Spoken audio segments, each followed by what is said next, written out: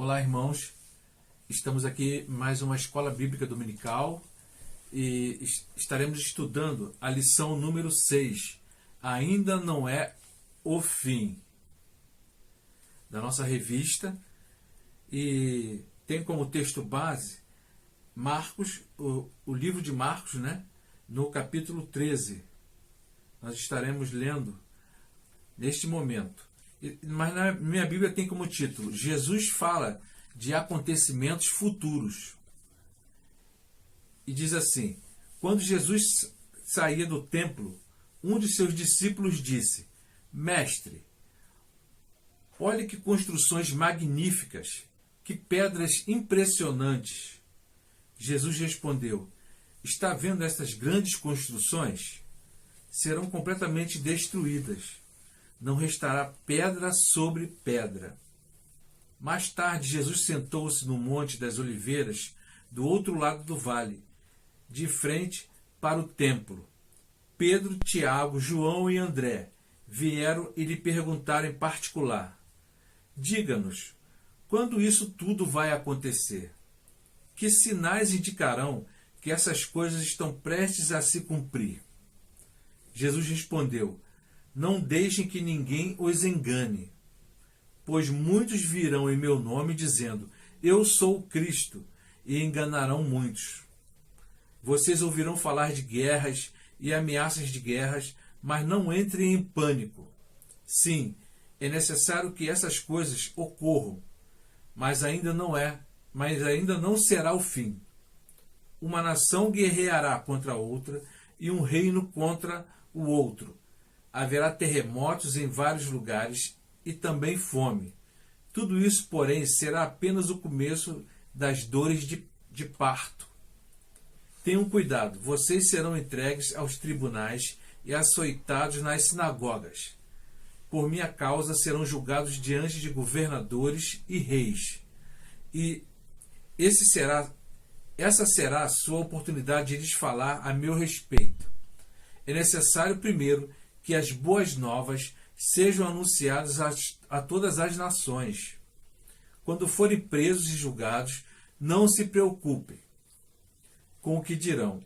Falem apenas o que lhes for concedido naquele momento, pois não serão vocês que falarão, mas o Espírito Santo. O irmão trairá seu irmão e o entregará à morte, e assim também o pai a seu próprio filho. Os filhos se rebelarão contra os pais e os matarão. Todos os odiarão por minha causa, mas quem se mantiver firme até o fim será salvo. Chegará o dia em que vocês verão a terrível profanação no lugar onde não devia estar. Preste atenção. Então quem estiver na Judéia, fuja para os montes. Quem estiver na parte de cima da casa, não desça nem entre para pegar coisa alguma. Quem estiver no campo, não volte nem para pegar o manto. Que terríveis serão aqueles dias para as grávidas e para as mães que estiverem amamentando. Orem para que a fuga de vocês não aconteça no inverno, pois haverá mais angústia naqueles dias que em qualquer outra ocasião, desde que Deus criou o mundo, e nunca mais haverá angústia tão grande. De fato, se o Senhor não estivesse limitado esse tempo, ninguém sobreviveria, mas por causa de seus escolhidos, ele limitou aqueles dias. Portanto, se alguém lhe disser: vejam aqui está o Cristo, ou vejam ali está ele, não acreditem, pois falsos cristos e falsos profetas surgirão e realizarão sinais e maravilhas a fim de enganar, se possível, até os escolhidos. Fiquem atentos, eu os avisarei a esse respeito de antemão. Naquele tempo, depois da angústia daqueles dias, o sol escurecerá, a lua não dará luz, as estrelas cairão do céu e os poderes do céu serão abalados. Então todos verão o Filho do Homem vindo nas nuvens com grande poder e glória. Ele enviará seus anjos para reunir seus escolhidos de todas as partes do mundo, das extremidades da terra às extremidades do céu. Agora aprendam a lição da figueira.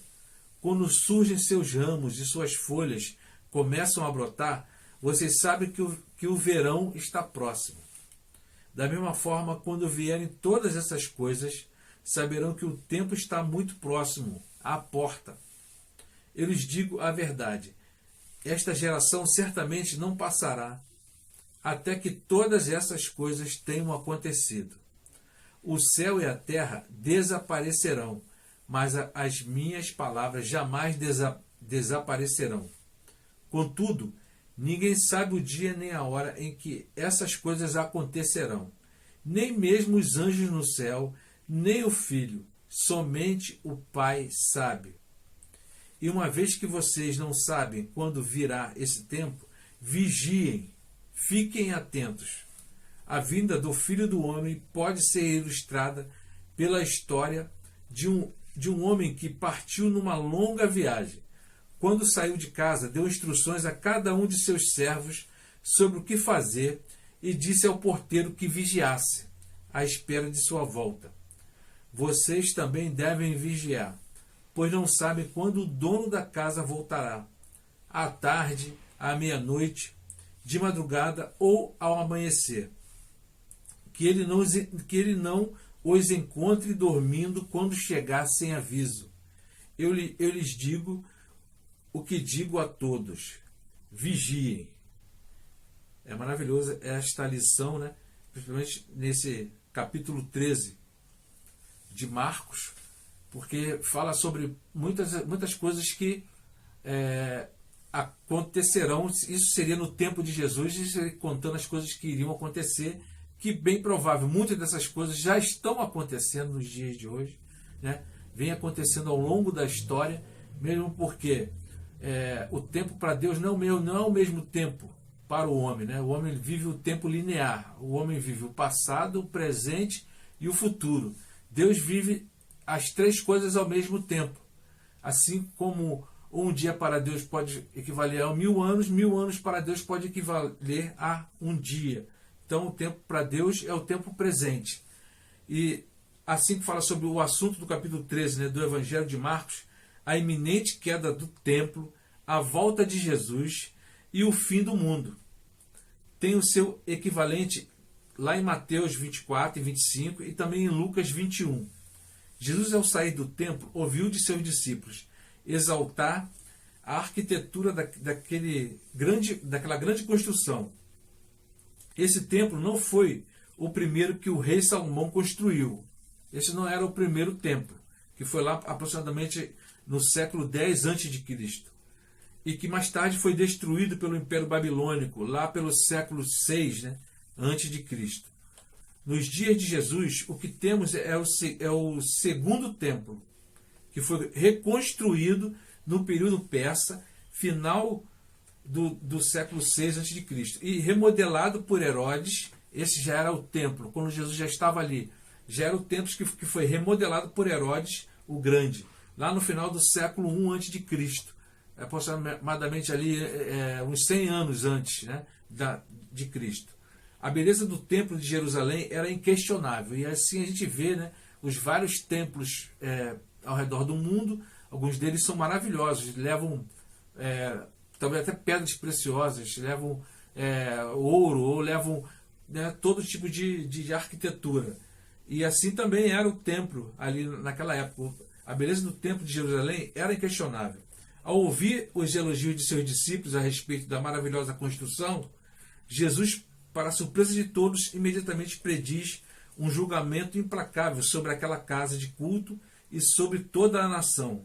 Está lá em Marcos 13, no versículo 2. Tudo será destruído, não ficará uma pedra em cima da outra. Ao profetizar dessa maneira, Jesus se alinha aos profetas do Antigo Testamento, que lá em Miqueias 3,12, Jeremias 26, 18 e também no capítulo 9, versículo 11, que também vaticinaram em seus dias contra a nação de Israel e o templo. Nenhum lugar de culto, nenhum ritual religioso, nenhum calendário eclesiástico poderá substituir o nosso relacionamento pessoal com Deus, marcado por um coração quebrantado e contrito, um culto em espírito e em verdade. Deus é a única fonte de nossa segurança e paz. Talvez a gente está sentindo falta nesses dias de pandemia, de estarmos presentes no templo, reunidos, cultuando a Deus. A gente talvez não entenda muito essa questão aqui agora, nesse momento que eu não falo a respeito disso. Não se esqueçam que todas as coisas que foram criadas pelo homem passarão, menos o templo que foi construído por Deus, que é o seu próprio corpo, a igreja de Cristo. Você, com o seu próprio corpo, é o templo do Espírito. Esse não será destruído. Esse será transformado. O nosso corpo, que é o templo do Espírito, será transformado. Mas o templo que nós levantamos lá na Avenida Almirante Alexandrino, esse será destruído. Porque é um templo que foi construído pelo homem. Mas nós temos o nosso próprio templo, que é o templo que é construído por Deus, que é o seu próprio corpo. O templo, o culto que ali acontecia, a nação, tudo isso havia se transformado em um ídolo para aquelas pessoas, E talvez até nos dias de hoje, Nós vemos templos tão bonitos, que as pessoas cultuam o templo, e quando na realidade deveríamos cultuar, a Deus. E aqui ele fala a respeito disso. Ele fala assim: precisamos tomar cuidado para que o mesmo não aconteça conosco. Os meios não podem se transformar no fim. O fim é Deus. O alvo é Deus. Os discípulos ficaram tão impressionados com a palavra profética de Jesus que lhe fizeram várias perguntas. É claro que eles não haviam entendido a princípio o que Jesus havia falado. E tiveram a oportunidade, ao estarem aqui na sua cabeça, perguntarem a Jesus o que ele estava falando a respeito da destruição do templo, daqueles dias que viriam, as aflições que viriam, as coisas que estavam vindo, e que eles deveriam estar vigiando. E isso é uma questão muito interessante, a questão do vigiar. Mas a gente vai chegar lá. Aí ele vai falar, quando comparamos o texto de Marcos 13, de 3 a 4, com Mateus 24, 3, descobrimos que pelo menos 3 perguntas, e a primeira diz assim: quando será a destruição do templo? É a primeira pergunta. A segunda pergunta é: quando será sua vinda com poder e glória?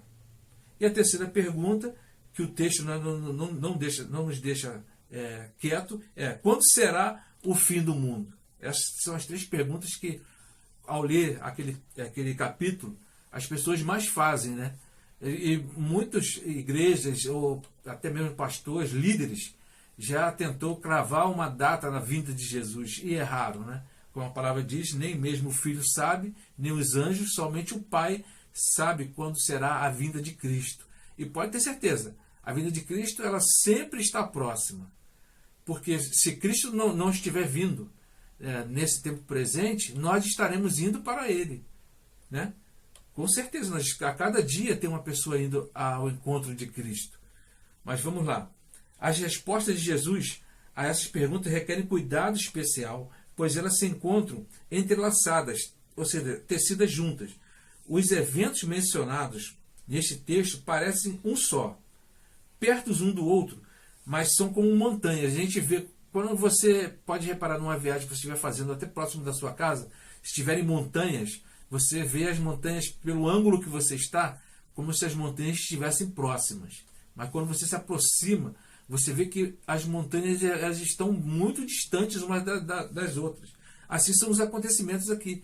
Quando a gente lê de um versículo a outro, a gente imagina que as coisas estão próximas, mas a gente não sabe o tempo que pode ter passado. De um versículo que você leu para o próximo versículo que você está lendo, dos acontecimentos que estão acontecendo num versículo, dos acontecimentos que estão acontecendo no outro versículo, podem ter passado ali séculos ou milênios. E a gente não sabe, porque o tempo para Deus, como nós já dissemos antes, ele não é linear, ele é o tempo, sempre o tempo presente. Mas vamos lá. Aí como fala aqui, a sensação é que eles estão próximos quando na verdade estão distantes. Jesus está chegando ao final de seu ministério aqui na terra, como nós lemos ali no texto. Estamos em seus últimos dias. Há uma tensão espiritual e política. Os líderes dos judeus estão ao encalço de Jesus. Querem prendê-lo e matá-lo. o Império Romano domina com mão de ferro a Palestina e o povo, né? E o povo de Deus, ele era, ali naquela época, subjugado pelos romanos. Qualquer tentativa por parte dos judeus contra Roma teria uma resposta implacável. Jesus faz a leitura correta de todo o drama político e religioso de seus dias. Tudo será destruído, né, ao seu tempo. Há mais de uma dezena de imperativos nesse capítulo 13, e é interessante, de Marcos. E eles revelam não apenas as respostas de Jesus para as perguntas acima, mas o seu cuidado pastoral para com a sua igreja. Esse é o ponto importante de tudo que vem acontecer. Porque ao estarmos vigiando, o tempo nunca nos pegará de surpresa. Os acontecimentos não nos pegarão de surpresa. Porque nós estamos vigiando. Nós estamos vigiando a volta do rei, né? E o ponto 1 da lição fala assim: tenham cuidado para que ninguém engane a vocês. Está lá em Marcos 13:5. Então Jesus começou a ensiná-los. Ele disse: tomem cuidado para que ninguém engane vocês. É muito triste ser enganado, mas muita gente tem sido enganada ao longo da história, porque tem acreditado nos sinais de seus dias como sendo os sinais mencionados aqui por Jesus. Da época em que Jesus ascendeu aos céus até os dias de hoje, irmãos, o que já teve de terremoto, o que já teve de guerra, o que já teve de pai matando filho e filho matando pai, não está no gibi, né? Se nós fôssemos pegar ao pé da letra das coisas que estão acontecendo, toda vez que um pai matasse uma mãe, ou tivesse um terremoto, ou uma guerra, ou rumores de guerra, nós falaríamos ali, opa, Jesus já está voltando, agora. Mas as coisas não são bem assim. Mas o mais importante do que os acontecimentos é nós estarmos vigilantes. É como está a sua vida na volta de Jesus Cristo. Como será que Jesus vai encontrar você na sua vinda? Esse é o importante. Esses sinais aconteceram e acontecem em diferentes períodos da história, à luz da Bíblia. O período conhecido como os últimos dias teve o seu início quando Jesus ascendeu aos céus. Isso é verdade, né? Quando é que começou os últimos dias? Quando é que isso vai acontecer? Essas últimas coisas, quando é que vão acontecer? Já começou, o início delas foi quando Jesus já foi ascendeu aos céus. Ali já é o início das dores, é o início da perseguição da igreja, é o início dessas coisas que estão, desses acontecimentos. Precisamos tomar cuidado para não sermos enganados. É por isso que precisamos conhecer bem a palavra de Deus. Não se precipite em dizer que Jesus vai voltar amanhã só porque hoje houve um tremor de terra ou rumores de guerra, né? Não é por isso que Jesus voltará amanhã. Jesus voltará amanhã ou até hoje, porque a palavra de Deus disse que isso aconteceria. E em Marcos 13:9 fala assim: vocês precisam ter cuidado, porque serão presos e levados aos tribunais e serão chicoteados nas sinagogas por serem meus seguidores. Vocês serão levados aos governadores e reis para serem julgados e falarão a eles sobre o Evangelho. E isso tem acontecido desde que Jesus subiu aos céus. As coisas têm acontecido, né? Mas o tempo que requer a vinda de Cristo, ele pode chegar a qualquer momento. E nós não sabemos. E graças a Deus não sabemos. Eu acredito que tem que ser assim. Há muitas pessoas que abandonam a fé em Deus diante do sofrimento. Isso a gente vê todos os dias, né? A Bíblia ensina que é impossível uma vida sem sofrimento, mesmo quando a pessoa procura fazer tudo certo. E quando, ainda mais na cultura que nós vivemos, né? Uma pessoa que tenta fazer as coisas certas, aí ele começa a ter grandes problemas, né? Porque a cultura de hoje, o mundo que nós vivemos, eles militam, né, nas coisas que vão contra Deus. E aí começa a surgir a perseguição daqueles que querem servir a Deus, seguir a Deus, fazer as coisas certas. Jesus, mais do que qualquer outro, nos ensina como enfrentar a dor e a perseguição sem se desviar do caminho. É na hora do sofrimento que mostramos ao mundo que não servimos a Deus em troca de bênçãos materiais. Quantas vezes, talvez vocês já escutaram, e eu já escutei muitas das vezes, as pessoas dizendo assim: fulano foi para a igreja porque está precisando de alguma coisa, está querendo receber alguma coisa. Ou seja, está querendo barganhar com Deus, a ida dele como um sacrifício ao templo e para ele poder ganhar alguma bênção. Né? Mas não é bem assim que tem que ser. E não é bem assim que a igreja de Cristo funciona. Né? Deus não compra a nossa fidelidade com favores. Caso fosse assim, nossa relação com Ele seria mercantilista e o nosso caráter mercenário. Nós só estamos fazendo alguma coisa servindo a Deus porque Deus vai nos pagar por aquilo. E o pagamento será uma bênção. As coisas não são assim. Jesus nos ensina fidelidade incondicional a Deus. O seu Pai e nosso Pai, perseverança na fé, na adversidade, é o que se espera de seus seguidores. Em um mundo que rejeita a Jesus Cristo, precisamos estar preparados para enfrentar a perseguição como algo inevitável. A Igreja de Cristo, né, na face da terra, desde quando foi estabelecida por Jesus Cristo, né, ela sempre houve perseguição. E sempre vai haver até a volta de Cristo. A melhor maneira de fazê-lo é vivermos cheios do Espírito Santo. Por isso, Jesus nos diz: não se preocupem quando a hora da perseguição chegar. Digam o que Deus lhe disse para dizer. As palavras que disserem não serão de vocês mesmos, mas virão do Espírito Santo. Marcos 13, 11. Mesmo porque essa palavra que será dada pela sua boca, você sendo guiado pelo Espírito, vai servir para aquelas pessoas como talvez uma condenação. Porque elas estão indo contra a vontade de Deus. Eles pensando que está indo contra você, eles estão indo contra a vontade de Deus. Ele nos capacita quanto ao que falar e quanto ao que fazer. E no ponto 3 da lição tenham cuidado de aprender e saber o que o texto ensina. Isso é muito importante, nós sabemos. Não é somente o que o texto fala, mas qual é o ensinamento do texto para nossas vidas. E aqui eu vou falar aqui: aprendam, pois, a parábola da figueira. Assim também, quando virem acontecer essas coisas, saibam que o tempo está perto. A coisa importante aqui é aprendam, como está destacado no texto, e também saibam. Está lá em Marcos 13, 28 e 29. O povo de Deus está sendo destruído porque lhe falta conhecimento. Oséias capítulo 4, versículo 6. Não nos pode faltar conhecimento. Por que não pode nos faltar conhecimento?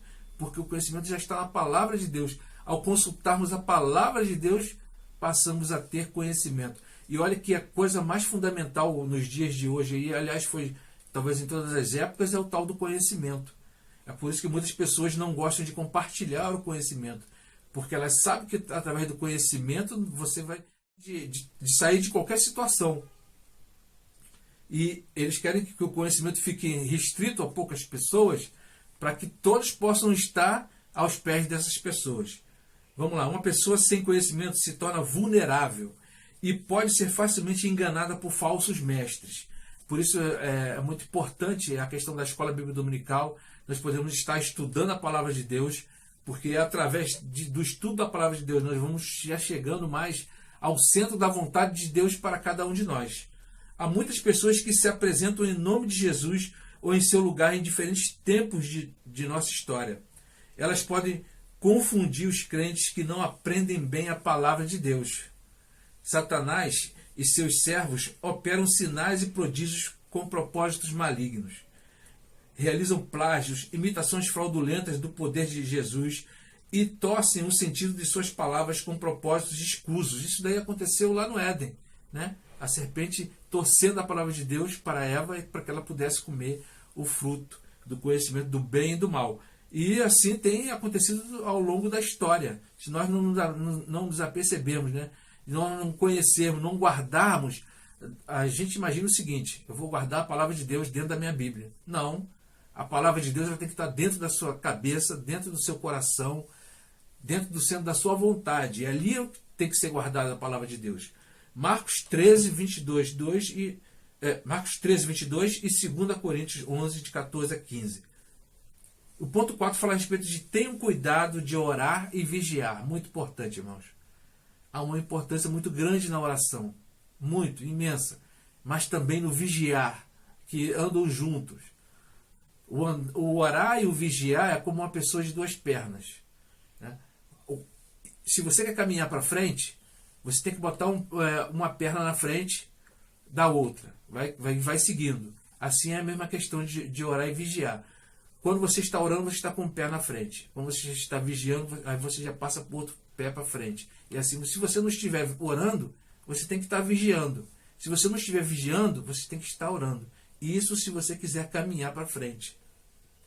Não há como exagerar no valor de orar e vigiar.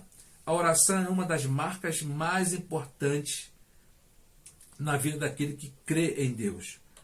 A oração revela a nossa dependência de Deus e a nossa fé no caráter dele como provedor de todas as coisas. Ele é a fonte que supre todas as nossas necessidades. Filipenses 4, versículo 19. Deus pode suprir nossas necessidades materiais. Com certeza, Deus é dono de todo o ouro e de toda a prata. Existem mais ouro e mais prata no universo do que a nossa cabeça pode imaginar ou calcular. Acho que não existe zeros, né? Se você botar um 1 na frente e tantos zeros, não existe, não vai ter, sei lá, quantidade de zeros suficiente para saber o valor das coisas que existem no universo. Nosso Deus é o dono de todas essas coisas. Mas as maiores necessidades que temos são espirituais. Amor em um mundo cheio de ódio é um deles, né? Esperança em um mundo sem esperança. Alegria, paciência, sabedoria, como está lá em Gálatas 5, 22, 23. E Tiago 1, de 2 a 8. Para tanto, é muito importante orar e vigiar. São duas coisas que precisam andar juntas na vida do crente. Elas precisam acontecer em todo o tempo, com perseverança, para que possamos estar em pé na presença do Senhor Jesus no dia de sua volta, lá em Lucas 21, 36 ou Efésios 6, 18. Tenhamos cuidado de orar e vigiar a cada dia como se fosse o último. Nós não sabemos quando será o nosso último suspiro ou o nosso último dia. Se hoje nós estamos com nossos olhos abertos, é porque foi graça e misericórdia do Senhor para nossas vidas. Ou seja, chegamos à conclusão agora do nosso estudo. Marcos 13 tem 3 perguntas, né? Primeiro, quando será a destruição do templo? Segundo, quando será a volta de Jesus? E terceiro, quando será o fim do mundo? As respostas de Jesus, em resumo, são: ninguém sabe o dia e a hora, mas vocês precisam estar preparados, pois pode ser a qualquer momento. Marcos 13, de 33 a 37, Mateus 24, 36. É a qualquer momento a vida de Jesus. E Jesus virá como um ladrão, né? Ele não avisa o dia nem a hora. Ele não avisa para você estar preparado, né? Ou condizente com as suas vestes. Nada disso. Pode ser a qualquer momento. Sabemos que a destruição do Templo de Jerusalém aconteceu lá no ano de 70 depois de Cristo, através de Tito. Contudo, a volta de Jesus e o fim do mundo aguardamos com oração e fé. É claro que tem várias interpretações na questão do templo, né? Na questão dos templos e do templo, mas vamos ficar com essa daqui, que Jesus estava falando a respeito daquele templo, né? Porque era bonito e as pessoas olharam, e ele falou que não ficaria pedra sobre pedra. Lembremos da história da mulher grávida que Jesus contou. Ela fica triste porque chegou a sua hora de sofrer. Mas ela fica tão alegre que nem lembra mais do seu sofrimento. Assim acontecerá também conosco. Quando Jesus voltar, ficaremos cheios de alegria e ninguém poderá tirar essa alegria de nós. João 16, de 20 a 22. As perseguições sofridas pela igreja primitiva, à luz do Novo Testamento, servem de alerta para nós, pois o mesmo que Jesus ensinou para ela, para aquela igreja lá no passado, se aplica até os dias de hoje, porque nós ainda continuamos sendo o povo de Deus. Os seguidores de Cristo compartilham com ele das mesmas perseguições, sofrimento, missão e morte. Não apenas da glória da ressurreição e da vida eterna. Marcos 8, 34, 35, 9, 30 e 32 10, 29 a 34 e 10, de 42 a 45. Habitaremos com ele em um novo céu e uma nova terra, que está lá em Apocalipse 21, 1. Vamos, pois, continuar servindo-o com fé e amor. Estejamos prontos. Ele é a nossa alegria e esperança. Vigie e ore. Sabe por que nós devemos estar prontos? Porque tudo já foi preparado para estarmos prontos. A palavra já foi nos dada, as orientações da palavra já estão sendo nos dadas, sempre estarão sendo nos dadas. Então não tem como a gente dar desculpa de que eu não estava pronto, né? A Igreja de Cristo tem sempre que estar pronto para pensar e agir. O que fazer para que o templo, a liturgia dos cultos e o calendário religioso de nossa igreja não tomem o lugar de nosso relacionamento pessoal com Deus? Olha, o relacionamento pessoal com Deus é mais importante do que o templo, é mais importante do que a liturgia do culto e mais importante do que o calendário religioso da nossa igreja. O nosso relacionamento pessoal com Deus, ele é muito importante. Primeiro, porque nós já passamos a chamar ele de pai. O nosso relacionamento tem que ser um relacionamento íntimo de família. E é muito importante isso. Porque algumas pessoas são seduzidas por falsas doutrinas e falsos líderes. Porque elas não conhecem, não têm conhecimento da palavra de Deus. Porque já foi alertado sobre essas coisas, né? E muitas delas são ansiosas, né? Por isso que a palavra de Deus diz assim: não andeis ansioso por coisa alguma. Crendo em Deus, nós temos que não andar ansiosos. Crer que a palavra de Deus, ao seu tempo acontecerão as coisas. Como fazer para ter profundidade na Bíblia, na oração e na vigilância? A gente está fazendo aquilo que Deus quer, né? Nós sermos obedientes à sua palavra. Deus está procurando pessoas que sejam obedientes à sua palavra, né? Não é pessoas que se preocupam com outras coisas a não ser fazer a vontade de Deus. Precisamos mostrar ao mundo que não servimos a Deus em troca de bênçãos materiais e nem espirituais, como isso é possível em tempo de sofrimento. É simples, né? Bem, pelo menos eu acho que é simples, né? Talvez para muitas pessoas pode ser muito difícil, né? Precisamos ter a consciência de que se servimos a Deus, servimos de coração. Nós adoramos a Deus porque nós amamos a Deus, não porque Deus nos dá alguma coisa, mas simplesmente pelo que Ele é, né? Quando Ele disse lá para Moisés: a quem eu falei que Deus eu posso ir lá se apresentar ao faraó? Diga somente eu sou. O eu sou me mandou. Então Ele é. Simplesmente porque Deus é, nós amamos a Deus. E chegamos ao final da nossa lição, que essa lição possa trazer, né, alívio para os dias de hoje, porque os dias de hoje não são diferentes dos dias que já se passaram à igreja por esse longo caminho. E se chegamos até aqui, foi pela bondade de Deus e pela graça que Deus tem sobre a sua igreja.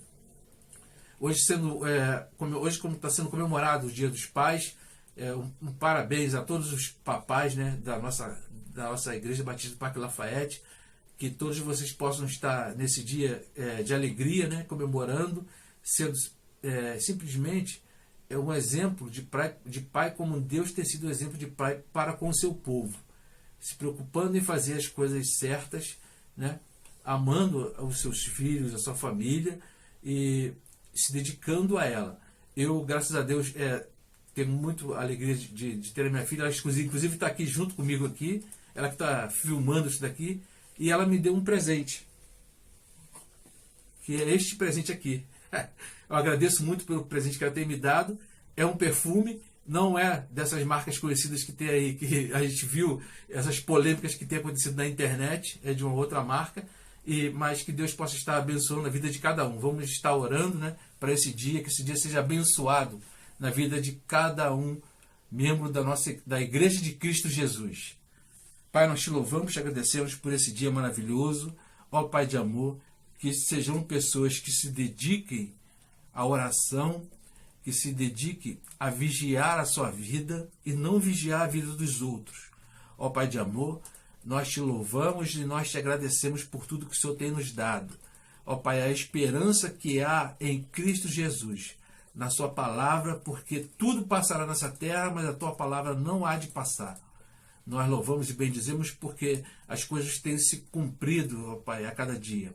Acontecimentos, as coisas têm acontecido. E a Tua palavra já tem nos mostrado antecipadamente essas coisas que estão e irão acontecer. A sua volta, a volta de Cristo, ela é iminente. Por isso devemos estar prontos, preparados.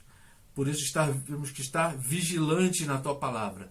Abençoa-nos esses dias maravilhoso, o dia que te foi tirado para que se comemorasse o Dia dos Pais. Abençoa os pais da Tua igreja, abençoa aqueles pais preocupados, ó Pai, com a sua família, nesse tempo de pandemia. Talvez alguns deles estejam até desempregados, por isso ampara a cada um deles, ó Pai de amor, esteja com cada um deles, fortalece sua vida, que eles não estejam preocupados somente com o dia de hoje, mas se preocupem, ó Pai de amor, com a sua salvação, com a vida eterna. Por isso nós te louvamos, nós te agradecemos neste dia maravilhoso. No nome santo de Jesus. Amém.